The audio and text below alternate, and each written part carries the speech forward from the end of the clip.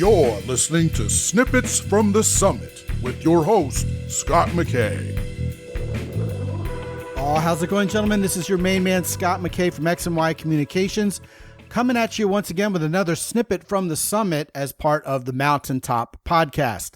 Today, I'm going to talk to you about a topic that you may have, considered before. It may have crossed your mind, but probably not in the way I'm going to present it, and that's this.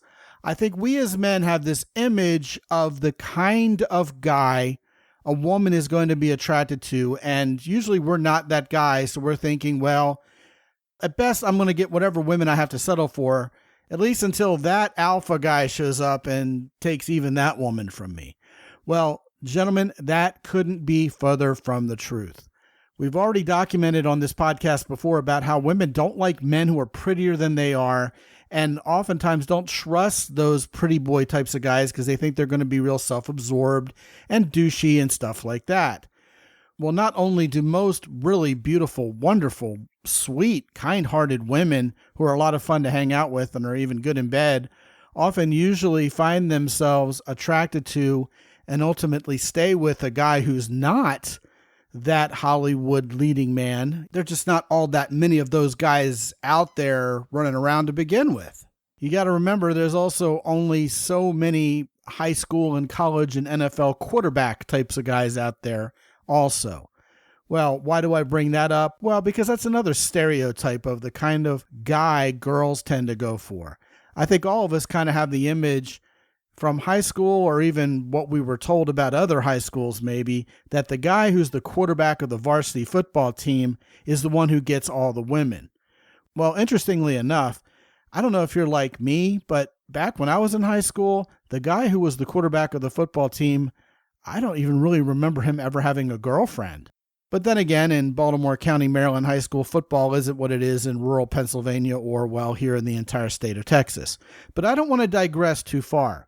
Because speaking of Texas, as some of you guys know, I spent 7 years in deep South Texas along the Mexican border, which is, of course, mostly Mexican Americans.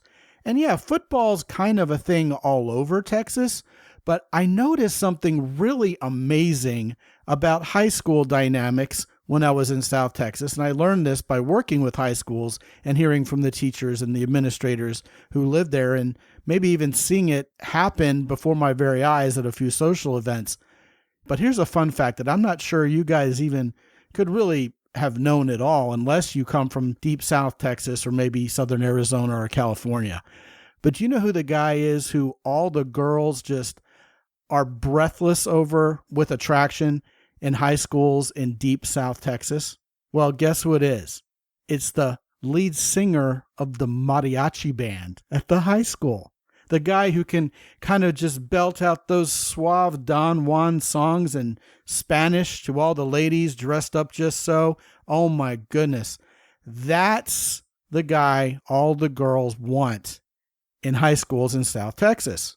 Quarterback of the football team, I mean, he'll probably get a date to the prom, but oh my goodness, it's that guy who sings for the mariachi band at school who the women are just absolutely gaga over. Isn't that crazy? Well, it's all cultural. What it's really still about, as always, gentlemen, is how you make a woman feel.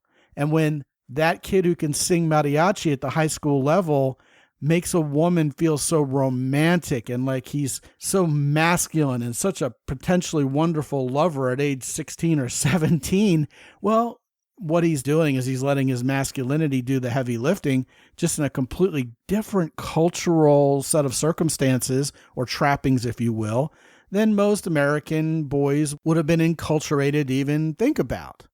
So it's really, really interesting, isn't it? This whole idea of a quarterback being the guy who, can run a football team and has poise under pressure. Maybe he isn't necessarily so handsome, but he's athletic. He's probably well built, right? But he also makes a woman feel a certain way because he's a leader, a provider, and indeed a protector. I mean, the offensive lineman, if you're talking about protection, probably should get more women than the quarterback, right? But it's that leadership. It's that cocktail of masculine traits that get a woman to feel a certain way.